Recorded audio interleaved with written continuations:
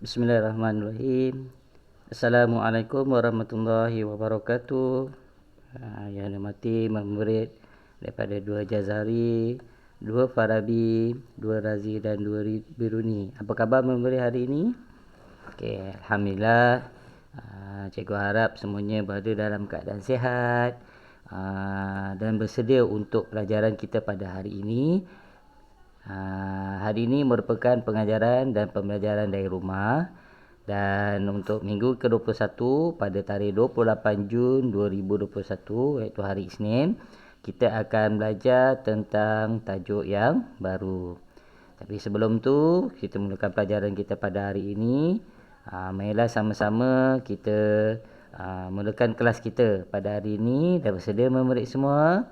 Okey, kita mulakan dengan bacaan Fatihah dan juga doa belajar. Okey. Bismillahirrahmanirrahim. Alhamdulillahirabbil alamin. Arrahmanirrahim. Maliki yaumiddin. Iyyaka na'budu wa iyyaka nasta'in. Ihdinas siratal mustaqim. Siratal ladzina an'amta 'alaihim ghairil maghdubi 'alaihim waladdallin. Amin. Okey, pertama sekali tahniah kepada murid yang telah berjaya menyiapkan tugasan-tugasan dan telah menjawab beberapa aktiviti yang telah cikgu berikan pada minggu-minggu yang sudah. Dan cikgu harap dalam rakaman video ini murid bersedia untuk tajuk yang baru.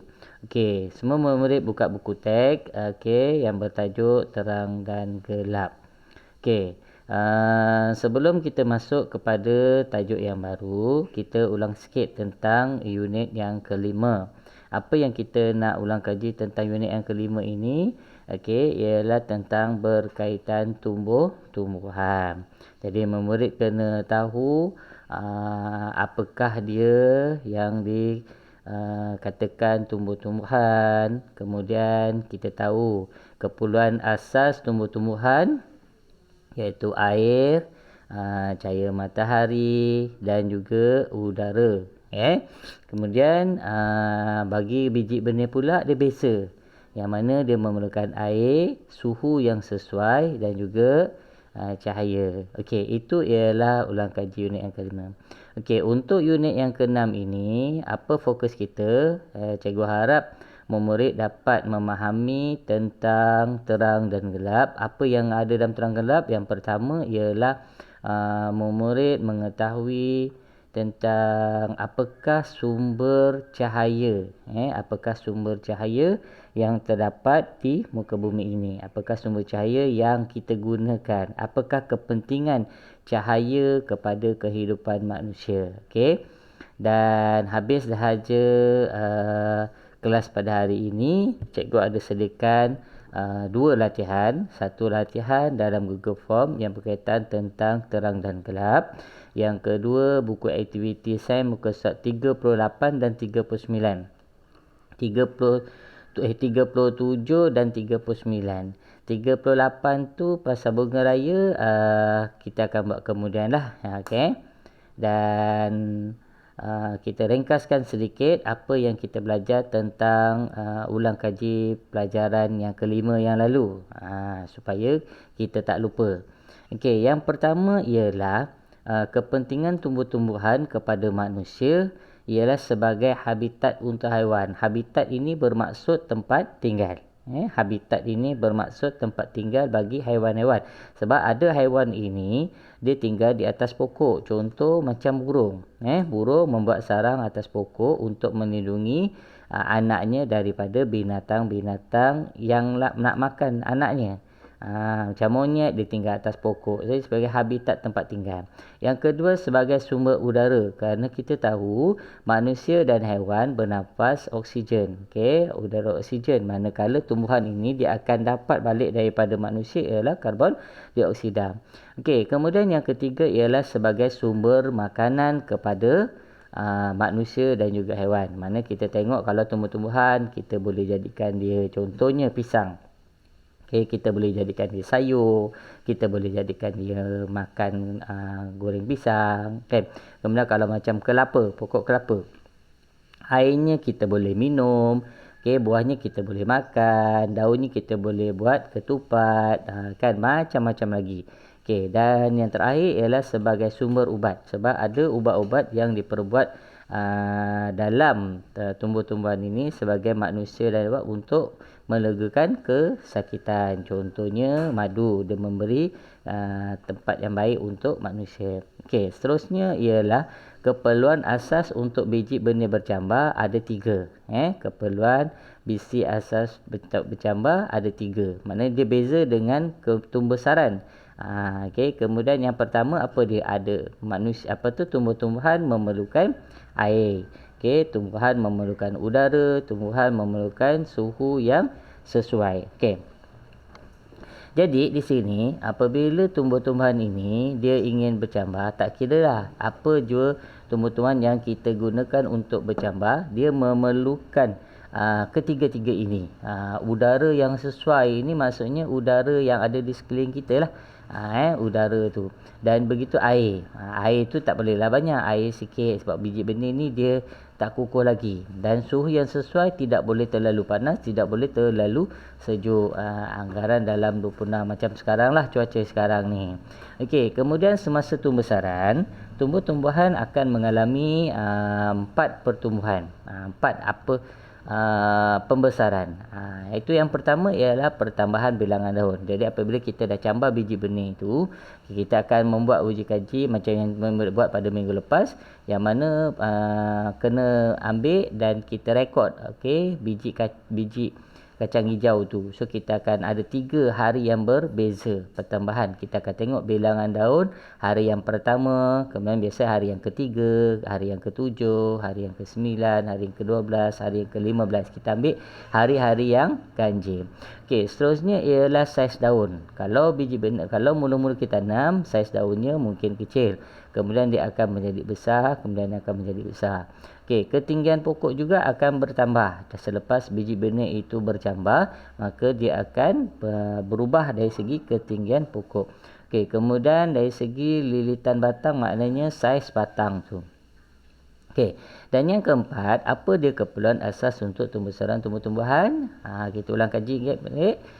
Sama je, air, udara dan memerlukan cahaya matahari. Itulah dia keperluan asas untuk tumbuh-tumbuhan. Okey. Dan biasanya dalam proses pembesaran tumbuh-tumbuhan ini terbahagi kepada 5 kalau kita menggunakan biji benih, sebab ada juga tumbuh-tumbuhan yang menggunakan batang. Ada tumbuhan yang menggunakan daun saja untuk membesar. Beza. Tapi kita ambil fokus kepada yang menggunakan biji benih. So apabila kita menanam menggunakan biji benih, kita akan biarkan dalam masa 1 minggu biji benih itu akan bercambah. Dan kemudian selepas beberapa hari, biji benih itu akan bertugas menjadi tunas anak pokok.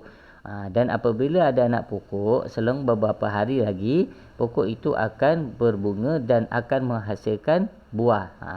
Biasa biji benih ni buah lah, kan? Okey, itu tentang tajuk 5. Okey, so hari ini ialah kita nak belajar tentang terang dan gelap. Okey, tajuk 6 terang dan gelap. Okey, tajuk 6 terang dan gelap ini ialah satu tajuk yang baru. Tajuk ini boleh buka buku teks muka surat 61. Okey, semua orang buka buku teks muka surat 61. Okey. Kita tengok dalam muka surat 61. Okey, apakah yang dilakukan oleh ibu dan anak? Mengapa mereka menggunakan lampu suluh? Kalau kita duduk kampung, memberi ada kampung, memberi akan mengalami peristiwa ini. Okey. So, jadi apa yang dilakukan oleh ibu dan anak ini? Yang pertama, ibu membawa anaknya pergi menoreh getah. Jadi apa yang dilakukan pada waktu pagi ni? Kan gelap kan? Jadi ibu ini menggunakan lampu yang diletakkan di kepala. Disangkut di kepala. Okey. Jadi anaknya pula ketika membawa lampu tu, dia merasakan lampunya lebih gelap daripada lebih malap daripada lampu ibunya. So dia kata, ibu, cahaya lampu saya semakin malap. Jadi apa jawapan ibu? Mungkin bateri kekurangan tenaga, nanti ibunya akan tukar yang baru. Maksudnya dalam situasi kita ni, terang ialah pada waktu siang, gelap berlaku pada waktu malam ataupun waktu hujan yang terang. Okey.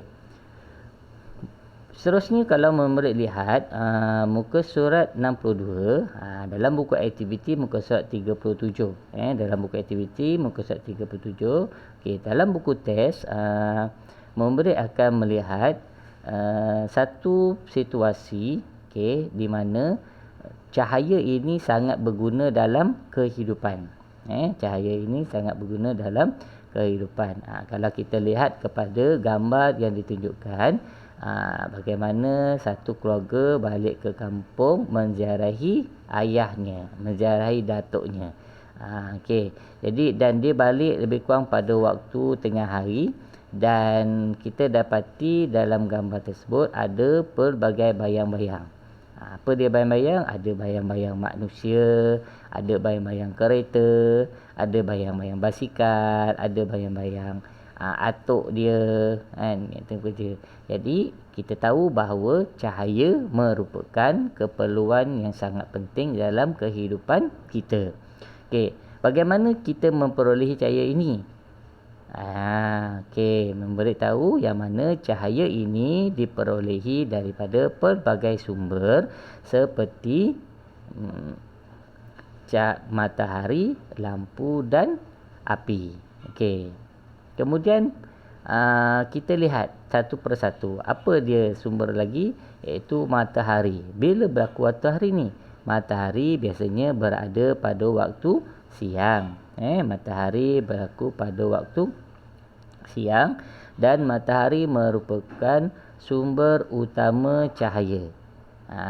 Matahari berada pada waktu siang dan matahari juga merupakan sumber utama cahaya kepada manusia.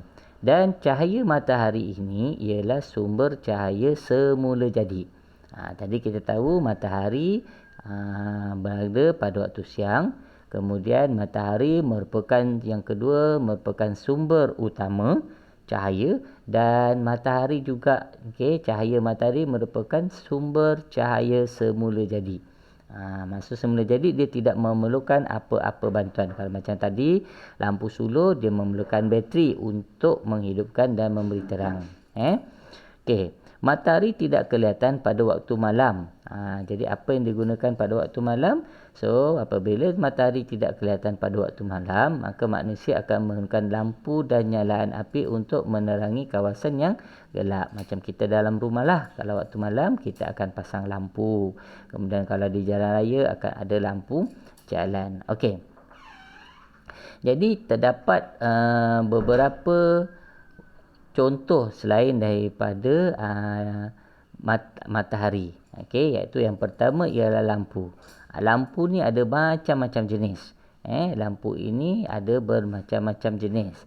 Di antara contoh lampu yang kita gunakan dalam sumber cahaya dalam kehidupan kita ialah lampu jalan.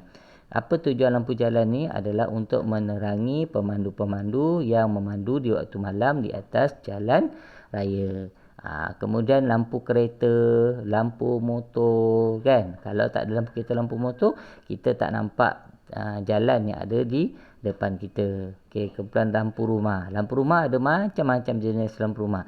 Ada lampu rumah mentol, ada lampu rumah yang panjang, ada yang ekonomi, ada pelbagai. Jadi semuanya itu yang kita katakan sebagai lampu. Dan yang ketiga sumber cahaya ialah api. Api ini kita gunakan contoh kalau tak ada elektrik. Macam mana kita nak hidupkan lampu rumah kita? Kita boleh gunakan lilin sebagai salah satu sumber cahaya juga pada waktu malam. Kalau orang kampung dulu, dia tak ada lilin, dia menggunakan pelita. Pelita diisikan minyak, kemudian dia akan nyalakan. Dan bagi atlet sukan, dia menggunakan obor untuk larian, untuk merasmikan sukan-sukan. Dan obor juga boleh digunakan di dalam hutan, kan?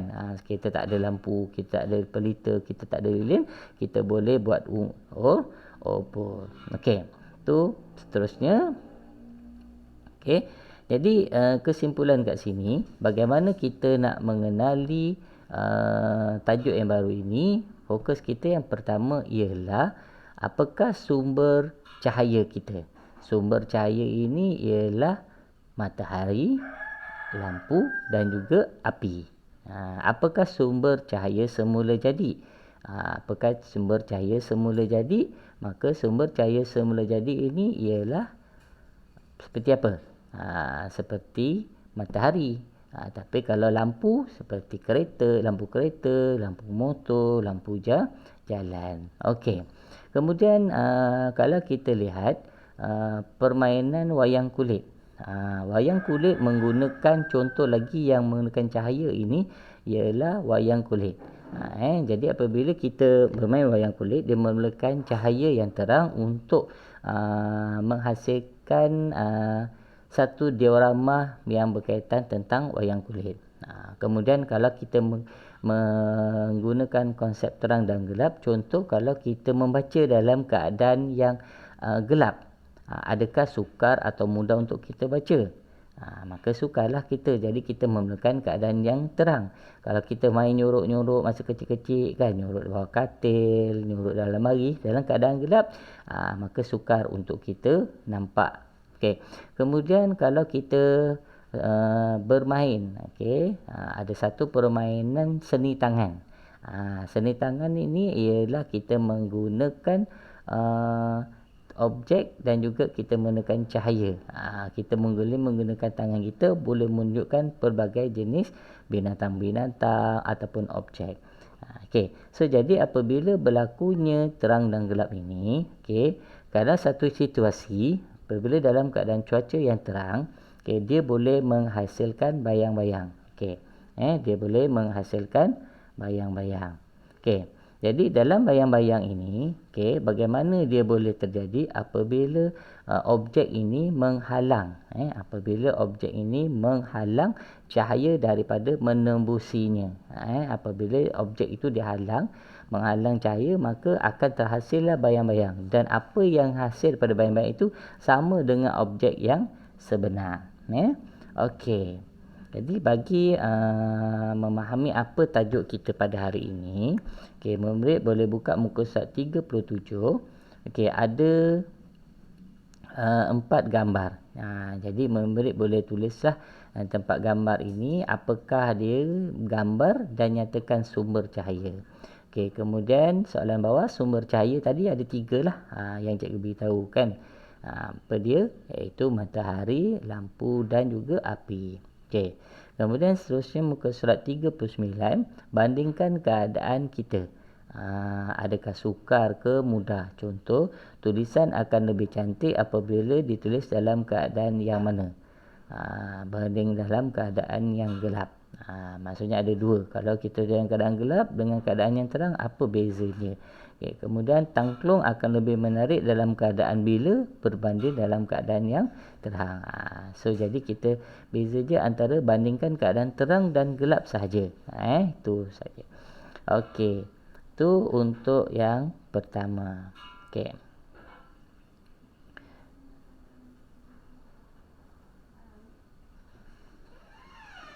Okey, seterusnya sebagai pengetahuan, okey, kita nak ulang kaji tadi, cikgu dah terangkan sikit-sikit. Okey, adakah murid tahu ada berapa sumber cahaya?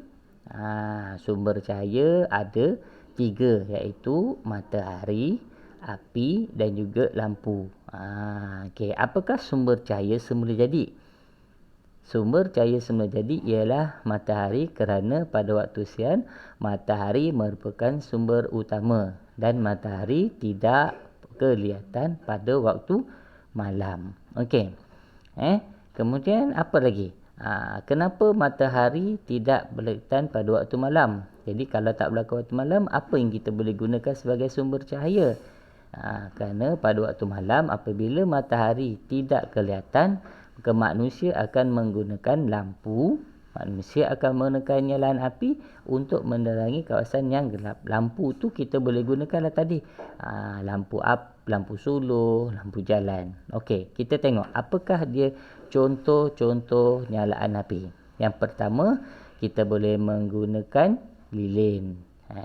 Yang kedua, kita menggunakan pelita. Yang ketiga, kita menggunakan obor. Okey. Dan yang keempat, kita menggunakan unggun api. Kita juga boleh gunakan mancis dalam situasi yang kecil. Okey, dalam keadaan sempit, kita gunakan lampu minyak dan lampu minyak tanah. Itu ialah contoh nyalaan api. Okey, kemudian apakah dia jenis-jenis lampu? Sebagai sumber cahaya kita pada waktu malam, yang pertama ialah lampu jalan. Ada bermacam-macam jenis lampu jalan. Okey, yang kedua ialah lampu kereta, okey, lampu motor, lampu rumah, dan juga lampu isyarat. Lampu isyarat juga jenis lampu lah. Sebab kalau tak ada lampu isyarat, kita tak dapat nak berjalan. Sebab dalam isyarat tu ada warna merah, ada warna kuning, ada warna hijau. Merah untuk berhenti, kuning bersedia untuk berhenti dan hijau untuk jalan. Okey, kemudian yang terakhir adalah lampu slow. Lampu slow ni ada pelbagai. Ada yang menggunakan charger elektrik, ada yang menggunakan bateri. Okey. Jadi kat sini, mengapa cahaya sangat penting kepada manusia? Dengan cahaya, manusia dapat melakukan aktiviti dengan mudah. So, jadi apabila kita menggunakan cahaya, kita dapat melakukan pelbagai aktiviti. Contoh, kita nak membaca, kita nak berjalan, kita nak makan, nak minum, kan? So, kita akan dapat melakukan dengan aktiviti yang mudah. Tapi kalau cahaya itu tidak ada, sumber cahaya itu tidak ada, kita tidak dapat melakukan aktiviti dalam keadaan yang gelap. Kita nak baca pun tak nampak, kita nak menulis pun tak nampak, tak lawa tulisan kita, maka dia akan menyukarkan pelbagai keadaan. Okey. Kemudian bagaimana bayang-bayang boleh terhasil? Tadi kita dah tengok apabila bayang-bayang ini sama ada kita menggunakan matahari ke, kita guna waktu malam lampu suluh ke, ada bayang-bayang. So, bayang-bayang ini bermaksud apabila terhasil sewaktu cahaya itu dihalang oleh objek. Tak kira apa-apa jua objek. Sebab kejelasan bayang-bayang ini bergantung kepada objek. Kalau objek yang terbias dengan cahaya itu adalah objek manusia, maka bayang-bayang manusia. Kalau objek tu objek binatang, binatanglah. Kalau objek tu kenderaan, maka kenderaanlah. Okey, ini ialah beberapa contoh seni bayang yang menggunakan tangan kita. Daripada tangan itu boleh kita menggunakan objek lain juga untuk menghasilkan bayang-bayang.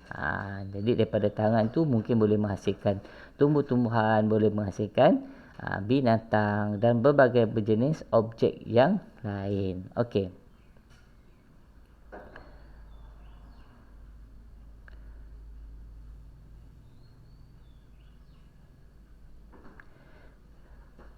Seterusnya, apakah objek hitam yang mengelilingi kita pada waktu siang? Objek yang mengelilingi kita pada waktu siang ialah bayang-bayang. Ini kerana bayang-bayang tu terbentuk apabila cahaya matahari tidak dapat menembusi badan kita. Itu sebab kalau kita jalan pada waktu siang, kita akan nampak bayang-bayang. Okey. Seterusnya, pernah tak melihat wayang kulit? Mungkin kalau orang Kelantan, dia ada wayang kulit yang boleh ditonton dan dimainkan. So, jadi dalam permainan wayang kulit, bayang-bayang ini adalah satu watak yang objeknya sama dengan watak bayang-bayang. Jadi bayang-bayang itu akan kelihatan jelas kerana cahaya itu tidak boleh menembusi objek. Itu boleh, dan biasanya dia akan ada seorang instructor, seorang pemegang wayang kulit ini. Okey.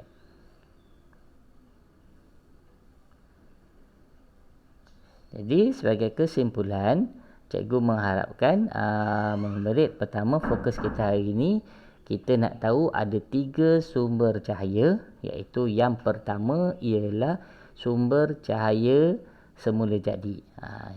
Jadi 3 sumber itu, yang pertama ialah matahari, yang kedua ialah lampu, yang ketiga ialah api.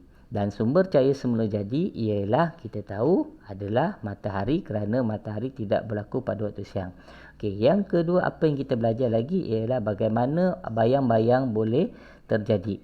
Bayang-bayang terjadi apabila objek menghalang cahaya daripada menembusi objek tersebut. Apabila cahaya tidak halang daripada menembus ini, maka akan terhasillah bayang-bayang. Okey. Jadi itu sahaja, dan cikgu harap murid dapat mengkaji, baca buku teks muka surat 61 tadi. Dan untuk aktiviti, jawab latihan di dalam Google Form yang cikgu telah sediakan. Yang kedua, murid jawab di buku aktiviti muka surat 37 dan 39.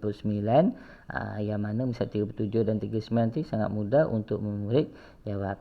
Jadi itu sahaja. Cikgu harap jaga diri baik-baik, buat latihan dan hantar laporan ataupun hantar tugasan ini dalam ASIS. Hantar tugasan. Selamat belajar, stay at home, jaga diri, jaga kesihatan, dan kita jumpa lagi insya-Allah di lain masa. Itu sahaja untuk murid sekian. Assalamualaikum warahmatullahi wabarakatuh.